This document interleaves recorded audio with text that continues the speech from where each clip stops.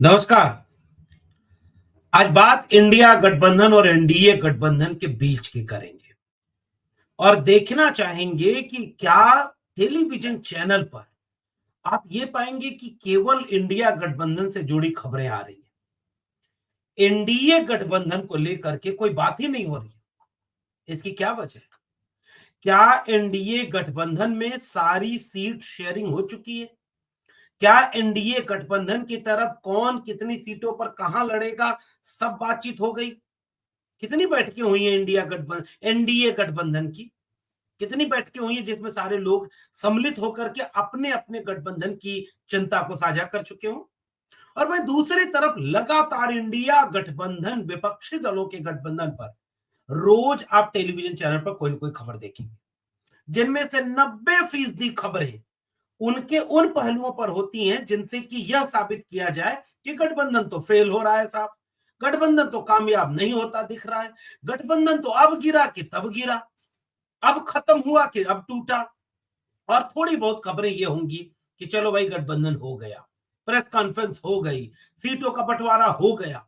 तो आज जरा ये तालमेल समझने की कोशिश करेंगे और आज के वीडियो में इस बात पर गौर करेंगे कि दोनों तरह के गठबंधनों को लेकर के वास्तव में परिस्थितियां क्या हैं, किस दिशा में ये सारी चीजें जाने वाली है और आगे आने वाले वक्त में इसका कितना असर किस परिस्थिति पर देखने को मिलेगा।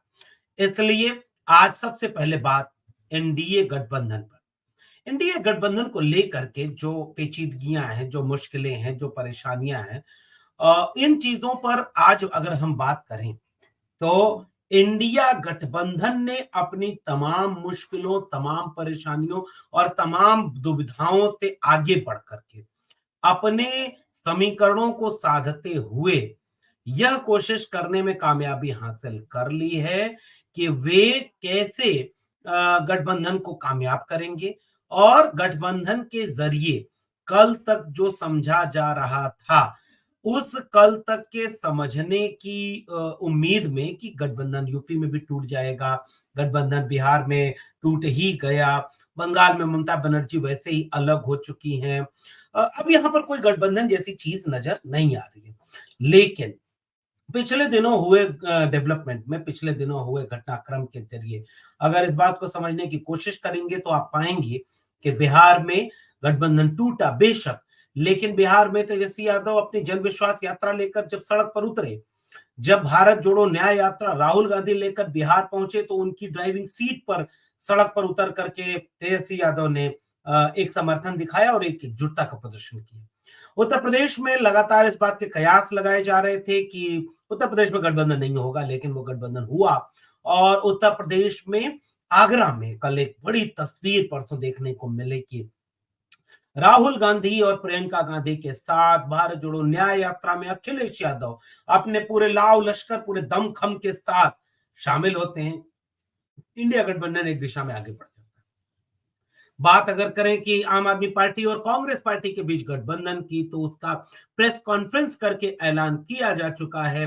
पंजाब में गठबंधन इसलिए नहीं हुआ क्योंकि पंजाब में राजनीतिक पेच फंस गया है और राजनीतिक पेच अमूमन यह है कि पंजाब में सत्ताधारी दल है आम आदमी पार्टी का, यानी आम आदमी पार्टी सत्ताधारी दल है पंजाब में, विपक्षी दल में है कांग्रेस।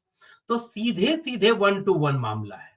उनका कहना यह है कि अगर हम गठबंधन पंजाब में करते हैं तो पंजाब में गठबंधन करने का लाभ उतना मिलता नहीं दिख रहा है जितना कि अकेले आम आदमी पार्टी लड़े तो भी वो जीत सकती है।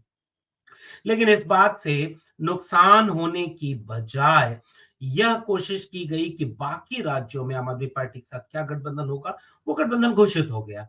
दिल्ली में गौर करेंगे कि 4 सीटों पर आम आदमी पार्टी चुनाव लड़ेगी और 3 सीटों पर दिल्ली के कांग्रेस पार्टी का उम्मीदवार गठबंधन की तरफ से दावेदारी पुख्ता करते हुए नजर आएगा।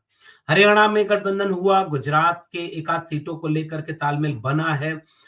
उसके बाद फिर गोवा तक में आम आदमी पार्टी का गठबंधन कांग्रेस पार्टी के साथ हो गया। बीते दिनों यह खबर बहुत तेजी से फैलने लगी सियासी गलियारों में कि कांग्रेस पार्टी का शीर्ष नेतृत्व एक बार फिर से ममता बनर्जी से संवाद करने में लगा हुआ है। ममता बनर्जी जो चाहती हैं कि नॉर्थ ईस्ट की किसी एक कॉन्स्टिट्यूएंसी में उनका जो उम्मीदवार जीतता हो या सेकंड पर हो या दावेदारी रखता हो, वहां एक सीट तृणमूल कांग्रेस को मिल जाए। और वहीं दूसरी तरफ ममता बनर्जी की कोशिश है कि बंगाल में 2 या 3 सीटें या 4 सीटें जो भी तालमेल के साथ बनी, उनमें कांग्रेस पार्टी चुनाव लड़ ले और बाकी लोग एक साथ चुनाव लड़ लें।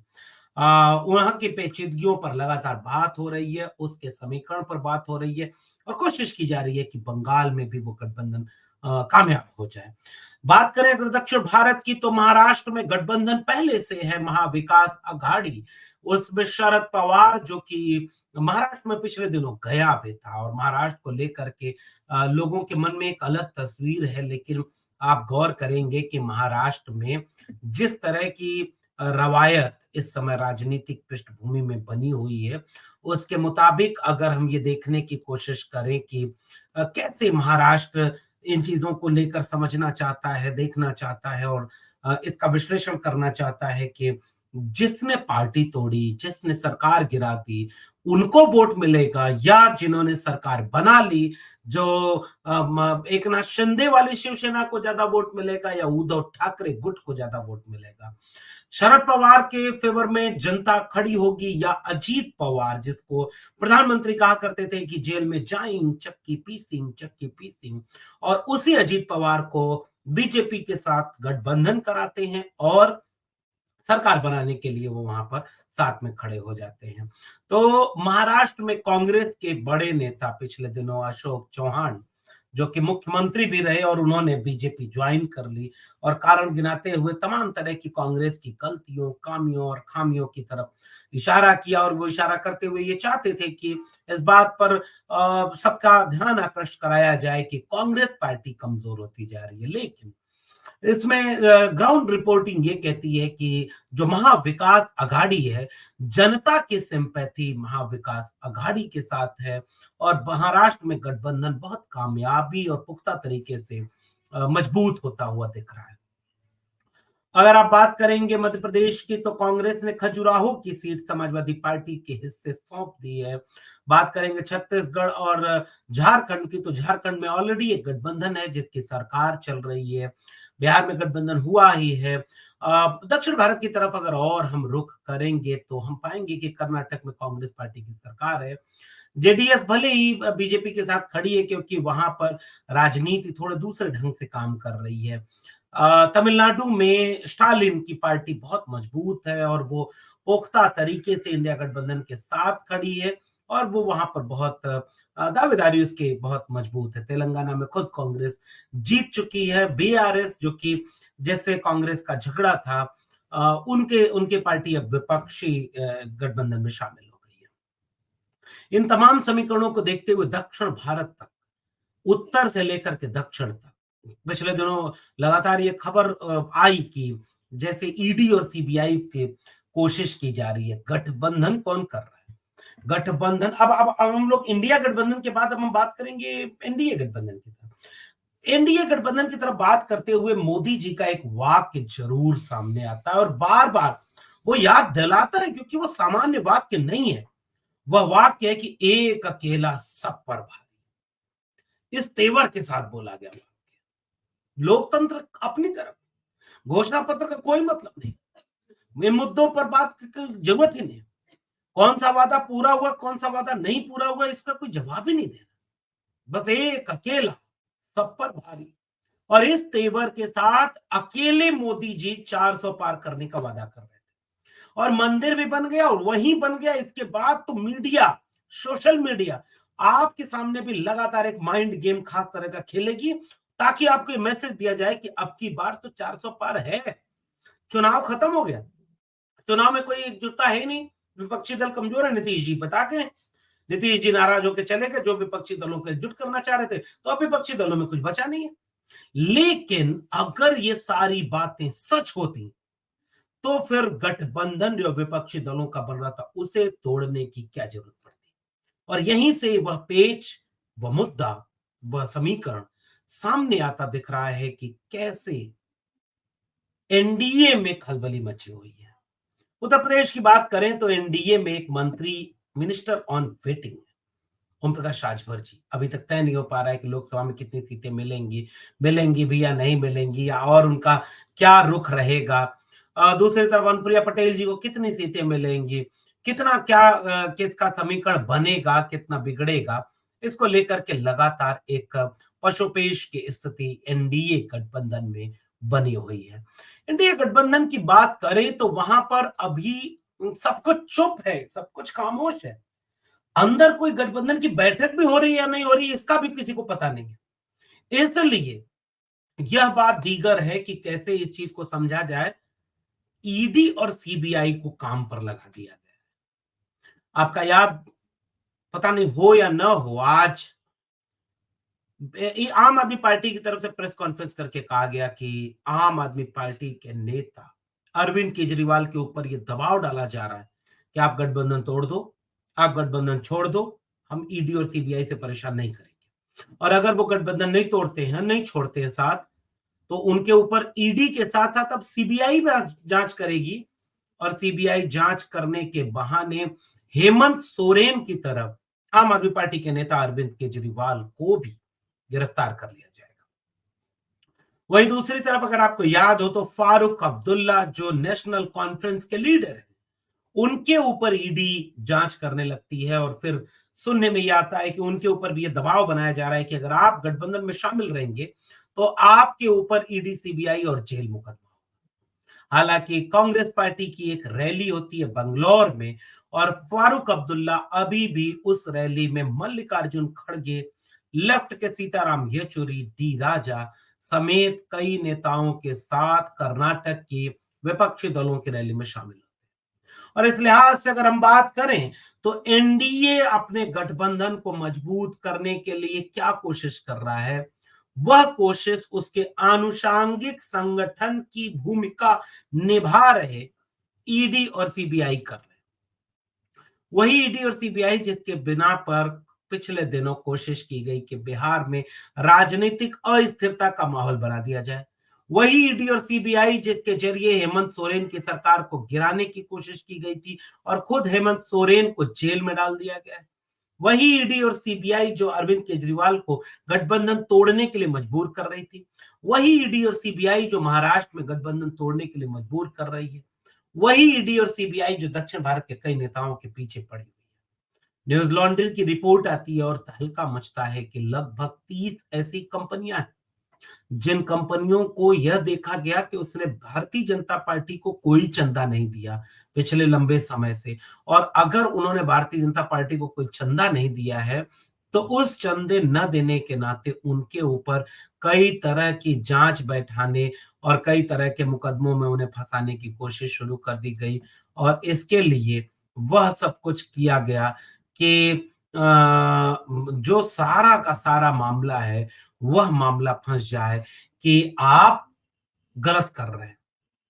वो सारी कंपनियां बीजेपी को चंदा देती हैं, बाद में ईडी और सीबीआई की फाइल बंद हो जाती है। भारत देश की राजनीति में जब यह दौर याद किया जाएगा तो इस रूप में नहीं याद किया जाएगा कि एक नेता जो इतना ताकतवर था, जिसने देश का दुनिया में डंका बजवा दिया, जिसने अपने चुनावी वादे इतने पूरे कर दिए कि जनता तो तैयार बैठी थी उसे 400 पार देने के लिए, लेकिन वह नेता विपक्षी दलों का उपहास करते हुए, उनका मजाक उड़ाते हुए, उनके ऊपर तमाम तरह की बंदिशों और तमाम तरह की मुश्किलों की सौगात लादते हुए विपक्षी दलों के गठबंधन को तोड़ने में जुटा रहा। वह नेता ईडी और सीबीआई का बेसा इस्तेमाल करने में जुटा रहा। वह नेता उन पार्टियों और उन दलों के नेताओं को भी अपनी पार्टी ज्वाइन कराने में बिल्कुल कोर कसर नहीं छोड़ता था, जिनको कल तक वो भ्रष्टाचारी, जेल में चक्की पी सिंह, परिवारवादी और जाने क्या क्या कहते रहे। बीजेपी की वॉशिंग मशीन में धुल करके वो सारे नेता बीजेपी ज्वाइन करते जा रहे हैं। कहा गया वह नारा कि एक अकेला सब पर भारी है। लेकिन फिर भी एक तरफ अगर एनडीए गठबंधन है और एक तरफ इंडिया गठबंधन है, तो इंडिया गठबंधन की गतिविधियां तो सार्वजनिक दिख रही हैं। कहां गठबंधन हो रहा है, कहां टूटते टूटते जोड़ जा रहा है, साजिशन तुड़वाने के बावजूद भी वो एक हो जा रहा है। लेकिन एनडीए गठबंधन खबरों से गायब।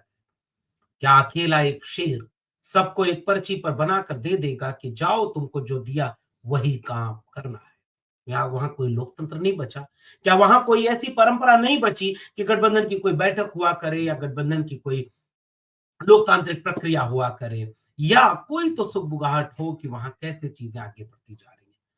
हाँ, वहां लोकतंत्र तो ऐसा है कि मुख्यमंत्री 3 बार के रहे हुए शख्स को अचानक फोन आता है कि अब आप मुख्यमंत्री नहीं बनेंगे। भले ही आपके काम और आपके नाम पर चुनाव जीता गया हो, लेकिन अब आपकी जगह पर मुख्यमंत्री कोई दूसरा भेजा जाएगा। ये है लोकतंत्र। इंटरनल डेमोक्रेसी ये कहती है कि एक पर्ची पकड़ाई जाएगी और मुख्यमंत्री पद का दावेदार हक बका करके उस पर्ची को देखता रहेगा। इसको गौर से समझिएगा। वोटर आप है और आप ये बात को गौर से देखिए कि आपके पास किस तरह की खबरें बार-बार पेश की जा रही हैं। झगड़ा किसके घर का दिखता है और किसके घर का झगड़ा सामने नहीं आ रहा है, क्योंकि बाकी वहां पर झगड़ा करने की स्थिति में है ही नहीं। आप इन दोनों गठबंधनों के व्यवहार और रणनीति को लेकर क्या सोचते हैं? नीचे कमेंट बॉक्स में जरूर बताइएगा। फिर मिलेंगे किसी और विशेषण के साथ। तब तक के लिए बहुत बहुत धन्यवाद।